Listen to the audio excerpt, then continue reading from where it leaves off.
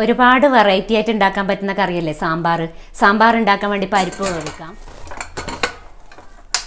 ചൂടായ പാത്രത്തിലേക്ക് എണ്ണ ഒഴിക്കാം. ഇതിലേക്ക് ഉലുവ, ജീരകം, കടുക് ഇട്ട് കഴിയുമ്പോൾ അതിലേക്ക് വെളുത്തുള്ളി, ഇഞ്ചി, പച്ചമുളക് വാട്ടിയെടുക്കാം. തേങ്ങ ചേർക്കാം. മൂത്ത് വരുമ്പോൾ കറിവേപ്പില, മഞ്ഞൾ, മല്ലിപ്പൊടി, മുളക് പൊടി, കായപ്പൊടിയും ചേർത്ത് ഓഫ് ചെയ്യാം. വെന്ത പരിപ്പിലേക്ക് കഷ്ണം ചേർത്ത് വേവിക്കാം. ഉപ്പും മഞ്ഞളും ചേർക്കണം. ഇനി ഇത് അരച്ചെടുക്കാം, കുറച്ച് പുളിയും ചേർത്തിട്ട്.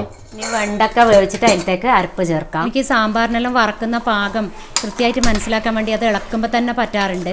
അത് ഇളകി വരും ഇങ്ങനെ. പിന്നെ ഒന്ന് കൈ കൊണ്ട് തവിയിലെടുത്ത് നോക്കിക്കഴിഞ്ഞാൽ കൃത്യമായിട്ട് മനസ്സിലാവും. അരച്ച കറിയിലേക്ക് കടുകും ഉള്ളിയും താളിക്കാം.